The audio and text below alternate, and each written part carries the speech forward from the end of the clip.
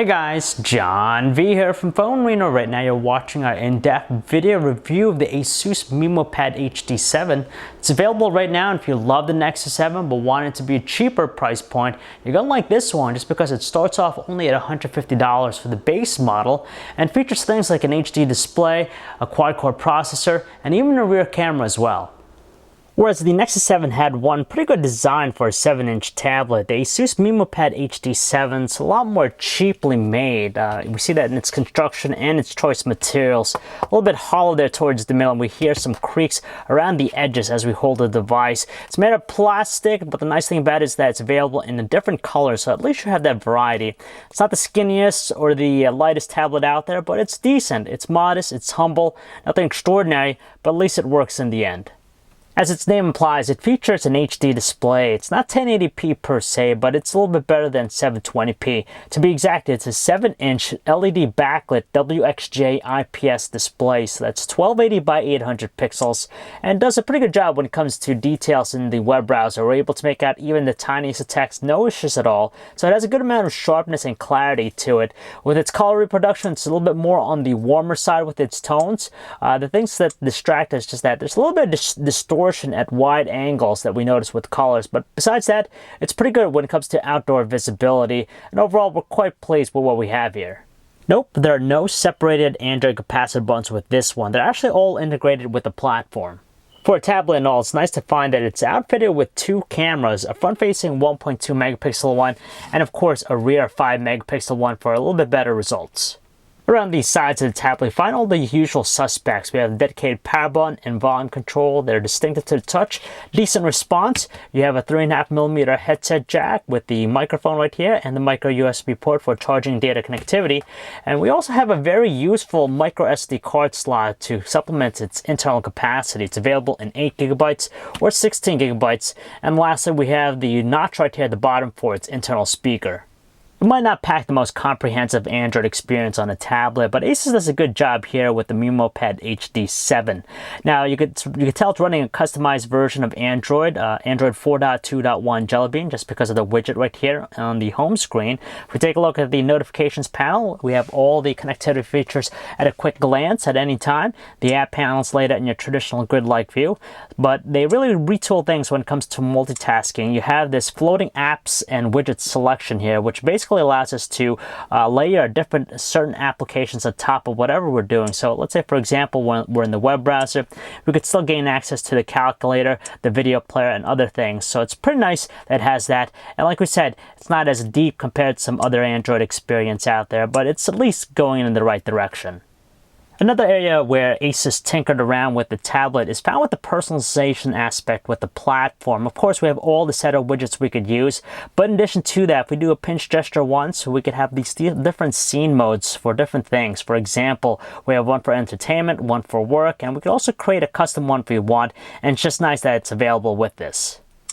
Running the show behind the scenes is a quad-core 1.2 GHz processor with 1GB of RAM. It's not the most demanding hardware, but nevertheless, it's more than ample for the task at hand here.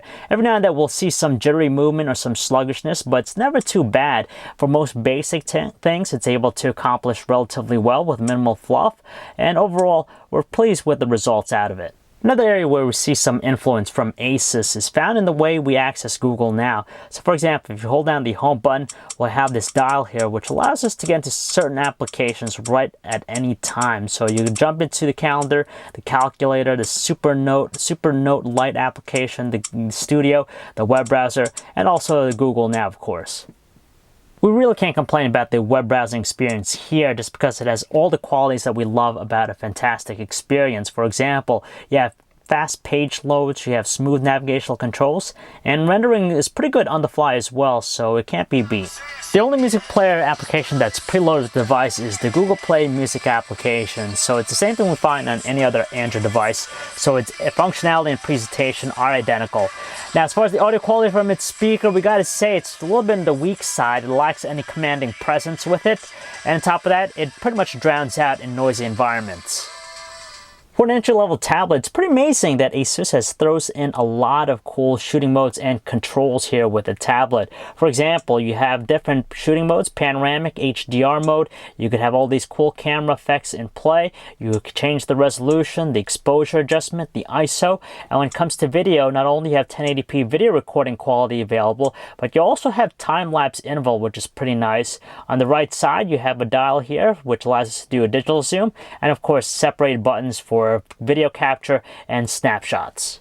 A tablet wouldn't necessarily be the first thing we grab for taking photos, but the 5-megapixel autofocus camera of the Asus MeMo Pad HD7 does a decent job as long as there's sufficient lighting. So when it comes to outdoor shots, it takes some average looking details with some rich colors.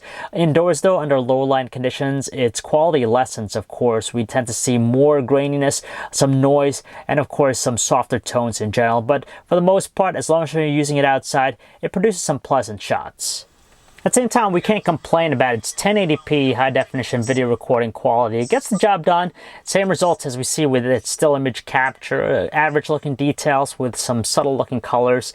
The only distracting things that we find is that its exposure adjustment's a little bit on the jittery side. And on top of that, we tend to see just a little bit of noise, which is most profound when you're shooting something in lower lighting conditions. It does feature digital zoom, which is nice, but again, of course, the quality doesn't enhance in any way whatsoever. And finally, it does feature focus on the fly, but it's not continuous. You'd actually have to tap on the screen for it to adjust. It's not the class leader in the space, but we're more than happy with the battery life here with the Asus MeMo Pad HD7. With our normal usage, which consists mostly of surfing the web and sending out emails, we're able to get a day and a half of battery life with it. If you're on a budget, you really need to keep in mind the Asus MeMo Pad HD7 just because of its super affordable price point of $150 for the base version. That's pretty impressive, and you're going to save a lot of money with that. But of course, being $150, its design isn't the most flattering out there. It's a little bit on the cheap side. But then again, you have some cool features like front and rear cameras, a pretty good performance out of it, and the HD screen is pretty pleasant too. So for the price point and all, definitely worth it. If you want to spend more, we'd still recommend the Nexus 7, the 2013 model, but this is a good alternative if you're just really strapped for cash. So if you'd like to learn more about this tablet, guys, you could check out our website, PhoneArena.com. It's John V. Thanks for watching.